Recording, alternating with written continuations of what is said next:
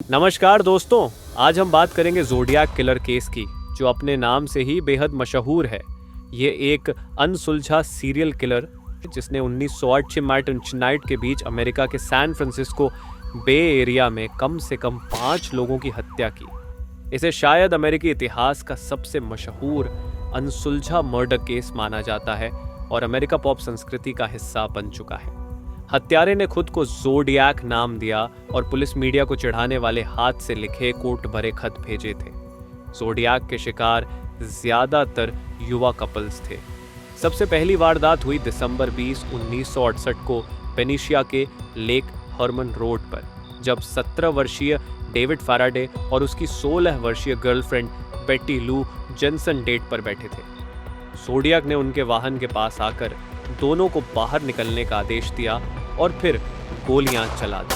दोनों वहीं जान गंवा बैठे। लगभग 6 महीने बाद 4 जुलाई 1969 की रात वलेजो के ब्लू रॉक स्प्रिंग्स पार्क में एक और कपल पर हमला हुआ। 22 वर्षीय डार्लिन फेरिन और उसका बॉयफ्रेंड माइक मगो पार्क में कार में बैठे थे। तभी ज़ोडियाक की गाड़ी आई और उसने उन पर गोलीबारी की। फेरिन की मौत हो गई, जबकि मजो गंभीर रूप से घायल हुआ पर बच निकला। बाद में 27 सितंबर 1969 को नापा काउंटी के लेक पेरेसा पर एक अन्य कपल पर हमला हुआ। 20 साल के ब्रायन हार्टल अपनी गर्लफ्रेंड 22 साल की सिसिलिया एन शेपर्ड के साथ पिकनिक मना रहे थे। तभी एक नकाबपोश आदमी ने उन पर हमला किया। हार्टनेल जिंदा बचा, लेकिन शेपर्ड की हत्या हो गई। अंत में 11 अक्टूबर 1969 को सैन फ्रांसिस्को के प्रेसिडियो हाइट्स में टैक्सी ड्राइवर 29 वर्षीय पॉल स्टाइन को उनकी ही टैक्सी में गोली मार दी गई। हालांकि यह मर्डर कुछ रिपोर्टों में नवंबर बताया गया है। इन 5 पुष्ट हुए शिकारों के अलावा ज़ोडियाक ने खुद कई और हत्याएं करने का दावा किया, लेकिन उन्हें कभी पुष्टि नहीं मिली। इन हमलों ने पूरे बे एरिया में खौफ फैला दिया। इन हत्याओं के बाद ज़ोडियाक ने पुलिस और मीडिया को डराने के लिए खौफनाक खत भेजने शुरू किए। इन खतों में उसने खुद को ज़ोडियाक कहकर परिचय दिया और हत्या की जिम्मेदारी ली। उदाहरण के लिए 1969 की गर्मियों में उसने सैन फ्रांसिस्को क्रॉनिकल को लिखा, डियर एडिटर, यह वही हत्यारा है जिसने पिछली क्रिसमस पर लेक हर्मन रोड पर 2 किशोरों की हत्या की और जुलाई 4 को वलेजो के गोल्फ कोर्स के पास एक लड़की को मारा। और आगे खत में उसने वे विवरण लिख डाले जो केवल असली हत्यारे और पुलिस को पता हो सकते थे, जैसे गोला बारूद की किस कैलिबर की गोलियां इस्तेमाल हुई, मृतकों की स्थिति कैसी थी, फेरिन क्या पहन रही थी आदि। उसने ये सब तसल्ली से लिख दिया कि यही असली कातिल है। साथ ही उसने एक्रन और सैन फ्रांसिस्को एग्जामिनर को भी मिलते जुलते खत भेजे। प्रत्येक अखबार को कोट साइफर का 1/3 हिस्सा दिया और धमकी दी कि अगर उसके खत अखबार के पहले पन्ने पर नहीं छपे तो और खून खराबा होगा। ज़ोडियाक की चिट्ठियां क्रूर ही नहीं थीं, बल्कि बहुत चालाकी से तैयार की गई थी। सभी पत्रों पर उसने अपने निशान, एक गोल घेरे के बीच क्रॉस का निशान लगाया। बेहद सनसनीखेज ये पत्र हर समय सुर्खियां बन गए। कार्टूनिस्ट रॉबर्ट ग्रेजर स्मिथ ने बताया कि इन खतों ने लोगों को पूरी तरह आतंकित कर दिया और 3 बड़े अखबारों ने खबरों के पहले पन्ने पर इन खतों को छापा, सिर्फ इसलिए कि वे दिखा सकें कितना डर था। यहाँ तक कि एक खत के साथ उसने अपनी एक पीड़ित डार्लिन फेरिन के खून से सना हुआ कपड़े का टुकड़ा भी भेज दिया, ये साबित करने के लिए कि वह सचमुच कातिल है। ज़ोडियाक ने कुछ खतों में कोट भरी भाषा साइफर भी भेजी थी। उसने दावा किया था कि इन कोड को हल करने पर उसकी पहचान सामने आ जाएगी। पहला बड़ा कूट 340 सिफर 8 नवंबर 1969 को क्रॉनिकल को मिला। उस कोड में 340 अक्षर और चिन्ह थे जिन्हें 51 साल तक कोई नहीं सुलझा पाया। 1969 में भेजा गया पहला कोड हल हो गया था। High school teacher Donald harden और उनकी पत्नी बेटी ने 1969 में एक पत्र में छुपे कोड को डिकोड किया, जिसमें लिखा था, मुझे लोगों को मारना मजा आता है। उसमें ज़ोडियाक ने यह भी बताया कि वह अपनी मृतकों को स्वर्ग में गुलाम बनाकर रखना चाहता है। हालांकि यह मैसेज भयंकर था, फिर भी इसमें ज़ोडियाक की असली पहचान नहीं थी। यह पुलिस को केवल और भी चिढ़ाने वाला संदेश साबित हुआ। 51 साल बाद दिसंबर 2020 में 3 अंतर्राष्ट्रीय शौकिया कोड विशेषज्ञों, एक अमेरिकन, एक ऑस्ट्रेलियाई, एक बेल्जियम के प्रोग्रामर की टीम ने ज़ोडिएक के 340 चरित्र वाले सिफर को आखिरकार क्रैक कर दिया।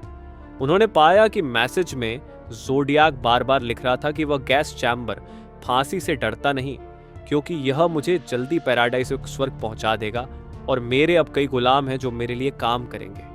यानी वह अपने आप को अजेय मानकर खूब घमंड भर रहा था। लेकिन इस डिकोड किए गए संदेश में भी ज़ोडिएक का असली नाम कहीं नहीं था। हालांकि 340 सिफर सुलझ गया, लेकिन ज़ोडिएक के पत्रों में अभी भी 2 छोटे कोड हैं जो अनसुलझे हैं।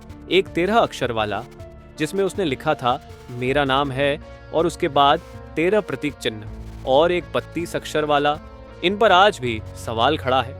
कुछ क्रिप्टोग्राफर ने मजाकिया अंदाज में अल्फ्रेड ई न्यूमन का नाम डाला, मगर कोई पुख्ता हल नहीं सामने आया है। पिछले कुछ सालों में इस केस में नई तकनीक और नए दावों ने उत्साह बढ़ाया है। 2000 के दशक में FBI ने ज़ोडिएक के खतों पर मिले स्टैंप के नीचे की लार सलाइवा से आंशिक DNA प्रोफाइल बनाने की कोशिश की। यह प्रोफाइल अधूरी थी, लेकिन इसने पुराने मुख्य संदिग्ध आर्थर ली हेलेन को 2002 में बाहर कर दिया। 2018 में गोल्डन स्टेट किलर मामले में DNA जीनियोलॉजी से सफलता मिली। जोसेफ डिएंजेलो पकड़ा गया, जिससे उम्मीद जगी कि ज़ोडिएक में भी वैसा हो सके। फिलहाल ज़ोडिएक केस के लार नमूने अस्पष्ट हैं, जिनसे किसी ठोस परिणाम तक नहीं पहुंचा जा सका। 2020 के बाद कई नए शक और सिद्धांत सामने आए। जैसा बताया, 2020 में जेड 340 कोड सुलझ जाने के बाद दस्तावेज FBI को भेज दिया गया, जिसने पुष्टि की कि डिकोड सही है, पर कोड ज़ोडिएक की पहचान नहीं बताता। दिसंबर 2020 से ही ज़ोडिएक क्रिप्टो समुदाय और इंटरनेट पर हल्कों में हल्की उम्मीद बनी हुई है। 2021 में फ्रांस के इंजीनियर फैसाल ज़िराउई ने दावा किया कि उसने बाकी 2 कोड Z13 और Z2 को भी उसी कुंजी से सुलझा दिया है जिसने Z340 सुलझाया। उसने पाया कि Z30 में KAAR शब्द निकल कर आता है, जो लॉरेंस के नाम का लगता है, रहने वाला एक पूर्व संदिग्ध था। साथ ही जेड 12 में labour day find 45.069 north 58.71 west वाक्यांश निकाला, जो टाहो के एक स्कूल के पास के निर्देशांकों के मिलते जुलते पाए गए। हालांकि क्रिप्टो विशेषज्ञ इसमें संदेह जता रहे हैं कि इतने कम अक्षरों वाला सिफर सुलझाया जा सकता है या नहीं। 2021 में द केस ब्रेकर्स नाम की एक स्वयंसेवी ठंडी केस टीम ने दावा किया कि ज़ोडिएक कोई और नहीं बल्कि एयरफोर्स का पूर्व सैनिक गैरी पोस्ट था। उन्होंने कहा कि पोस्ट के माथे पर पुराने घाव ज़ोडिएक के पुलिस स्केच में दिखने वाले निशानों से मिलते हैं और उनके साथियों ने कई पुरानी बंदूकों, गोलियों आदि सबूतों का जिक्र किया है। टीम के प्रमुख टॉम कोलबर्ट का कहना था, हमें केस सॉल्व कर दिया। हालांकि FBI और स्थानीय पुलिस ने कहा है कि मामला अभी भी खुला है और अनसुलझा है।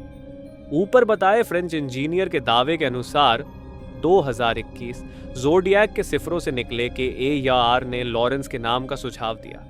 यह सिद्धांत मुख्य धारा में बहुत मान्यता नहीं पाई है, लेकिन चर्चा में रहा। 2022 में लेखक जारेट कोबेक ने सैन फ्रांसिस्को के पॉल डॉयर नाम के एक शख्स को प्रमुख शख्स के रूप में पेश किया। LA मैगजीन में प्रकाशित कवर स्टोरी और SF गेट के लेख ने लिखा कि कोबेक की रिसर्च में पॉल डॉयर दशकों में सबसे मजबूत ज़ोडिएक संदिग्ध साबित हुआ। यह भी एक विवादित दावा है और अभी अधिकारी पुष्टि नहीं कर रहे। इनके अलावा भी कई शौकिया जासूसों ने आर्थर एलन, रॉबर्ट डोमिंगोस, डोना लास जैसे अन्य नाम सुझाए हैं, लेकिन अब तक कोई आधिकारिक खुलासा नहीं हुआ है। ज़ोडिएक किलर का असली परिचय आज भी अज्ञात है। इतने साल बाद भी FBI साफ कहती है कि जांच अभी चल रही है और केस अनसुलझा है। इस रहस्यमयी हत्याकांड ने पॉप कल्चर में गहरी छाप छोड़ी है।